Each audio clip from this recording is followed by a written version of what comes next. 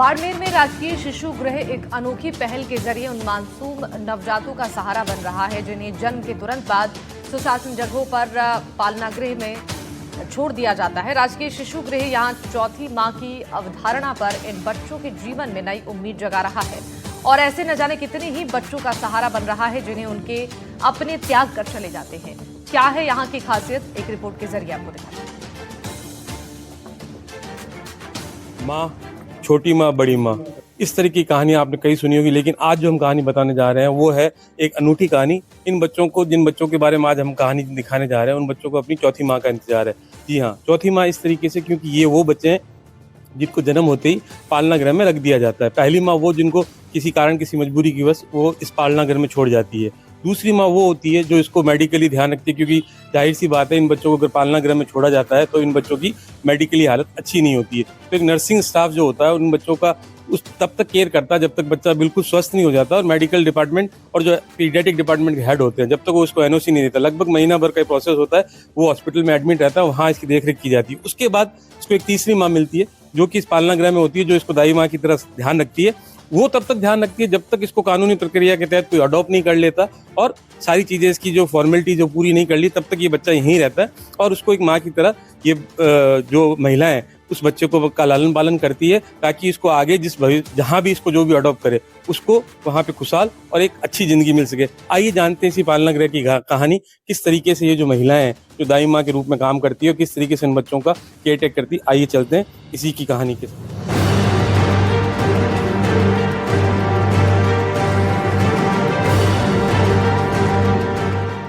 राजकीय शिशु गृह की पहल, परित्यक्त नवजातों को मिल रहा नया जीवन, बच्चों को मिल रहा परिवार का प्यार, नवजातों को चौथी माँ का इंतजार। बाड़मेर के राजकीय शिशु गृह में सुनसान जगहों या पालना गृह में छोड़े गए नवजात शिशुओं को चौथी माँ की ममता मिल रही है। यहाँ 4 माताओं की श्रृंखला इन मासूमों का जीवन संवार रही है। पहली माँ ने परिस्थितिवश जन्म देकर परित्याग दिया, वहीं दूसरी माँ ने अस्पताल में स्वस्थ होने तक इलाज और देखभाल की। तीसरी माँ जो शिशु गृह की दाई माएँ हैं, जो दत्तक ग्रहण की प्रक्रिया होने तक दिन रात लालन पालन कर रही हैं। चौथी माँ वो जो दत्तक माँ बनकर स्थायी परिवार, पहचान और उज्जवल भविष्य दे रही है। आप देख सकते हैं ये है तो इन बच्चों को संभाल रही। आप बताइए कैसे इस बच्चे को संभालते हैं, कैसा आपको लगता है ये सारी चीजें? ये नंबर में हिंदन करा सुबह दूध पिला हिंदन और दूध पिलाते हो और कितनी देर ध्यान रखते हो, कैसे कैसे कहीं कहीं करो बेटा बेड़ो, मतलब साफ सफाई, निलानो दुलानो, सर्दी गर्मी है, सर्दी के कपड़ा स्नान गर्म पानी करके स्नान कराए। मतलब आप बताओ कैसे बच्चों को करते हो, क्योंकि आपकी तो उम्र है, आपने तो दादी बन गए, आप बच्चों को कैसे पालते हो? बच्चा हमारा है, जहाँ जहाँ हमारा है बच्चा रखोगे, साबुन दीजो, पाउडर दीजो, हैंग लगाऊं करो, चीज जो रखो, टेम टेम दूध पाओ, टेम टेम संभालो, टेम टेम मुन धोबन जाबन हैंग करो। ना तो खान तो हाँ आप ही टाबर मोटा किया होगा, हैंग चीज के मैं एक नौकरी करूं टाबर मोटा करो, केड़ो लागे था ना, बढ़िया लगे। अच्छा, तो बड़े कहाँ करते हैं जो मिनक ये तरीके करे उनकी कहने तो टाबर हुआ तो ये पालन ग्राम में छोड़ जाया करो, छोड़ जाया करो। अच्छा, कितना टाबर है ये था यहाँ था? हाँ, 10 है। अच्छा, कहाँ कर करो पूरे दिन, कितने बजे की करो, सुबह आते की करो? सुबह दूध पाऊं, रोज जल्दी बड़े गोद में लियो, टमाड़ो, जगाड़ो, पासा दूध पिलाऊं, बड़े पासा हुआ लो, बिहारो, हिन्नन करो, कपड़ा धो, पासा यहाँ पालन पोषण करो। रात का टाबर रोया करे तो मैं बेड़ो हुआ मारे, ले दूध पाए बिल्लान, पूजा करे, पासो पासो वेड़ी, अपन जीत जाओ। राजकीय शिशु गृह अधीक्षक पुखराज सारण बताते हैं कि बाड़मेर जिले में ये राजकीय शिशु गृह 2017 से संचालित है और अब तक 75 बच्चों को गोद लिया जा चुका है, जो देश के अलग अलग हिस्सों के दंपतियों के पास अपना जीवन जी रहे हैं। वर्तमान में गृह में 10 शिशु हैं। इनमें से 4 नवजातों का जिला अस्पताल के शिशु कल्याण केंद्र में इलाज जारी है। गृह में 4 महिला दाई माएं तैनात हैं, जो सुबह से रात तक बच्चों की पूरी देखभाल करती हैं। 2017 के बाद में लगभग अपने पास में जो कि 85 बच्चे आए हैं। 85 में से 75 बच्चों का है जो कि हमने विभिन्न देश के विभिन्न कोनों में और विदेश में भी उनका है जो कि गोदनामा है जो कि हम करवा चुके हैं। बच्चों को है जो कि दत्तक के रूप में अपने माता पिता है जो कि बच्चों को मिल चुके हैं। और अभी 10 बच्चे अपने राजकीय शिशु गृह के अंदर वर्तमान में पोषित है और 6 बच्चे यहाँ पे और 4 बच्चे अपने हॉस्पिटल के अंदर है और एक बच्ची है जो कि अभी अपने प्रक्रिया में है। जो बच्ची है जो कि विदेश में यूएसए में है, जो कि एक दंपत्ति ने उसको रिजर्व किया है और वो वहाँ है, जो कि उसका दत्तक प्रक्रिया है जो कि वो चल रही है। वो दत्तक प्रक्रिया लगभग 1 हफ्ते के अंदर है जो कि पूरी होने वाली है और वो अगले हफ्ते है जो कि विदेशी दंपत्ति है वो यहाँ पे आएगी और उस बच्ची को है जो कि अपने पास में वहाँ यूएसए ले जाएगी। हमारे पास जो शिशु आते हैं वो 2 तरीके से आते हैं। एक तो जो रिलेटिव्स किसी बच्चे का परित्याग करते हैं, उसको पालना गृह के अंदर रखते हैं। एक तो वो जिसमें अधिकांश बच्चे उसी के आ रहे हैं, 90% बच्चे उसी के आ रहे हैं। कुछ इतर या अदर देन पालना गृह स्पेस पे रखते हैं, वो फिर हमारे पास पुलिस के द्वारा, पुलिस की तहरीर से आते हैं। फिर हम उसको एडमिट करते हैं, एडमिट करके कुछ प्राइमरी इन्वेस्टिगेशन कराते हैं। अगर प्राइमरी इन्वेस्टिगेशन में और वजन में बच्चा अगर सही पाया गया तो उसको 5 से 7 दिन के अंदर अंदर हम लोग शिशु गृह में भेज देते हैं और CWC को उसको सुपुर्द कर देते हैं।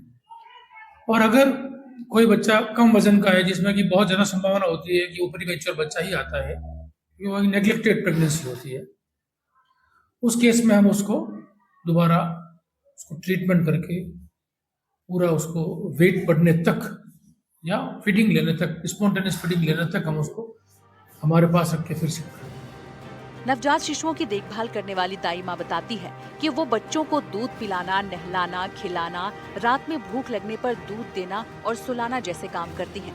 और ये दाई माएं बच्चों को अपनी संतान की तरह प्यार करती हैं और उन्हें पालती हैं। ये पहल परित्यक्त बच्चों की जान बचाने के साथ उन्हें सम्मानजनक जीवन, परिवार और माँ का प्यार दे रही है। बाड़मेर राजकीय शिशु गृह समाज के लिए ममता और उम्मीद की जीत का प्रतीक बन चुका है। इसमें कितनी लंबी कानूनी जटिल प्रक्रिया होती है ताकि बच्चे का भविष्य आगे सिक्योर हो, सेफ हाथों में जाए, इसको लेके कितना लंबा प्रोसेस होता है?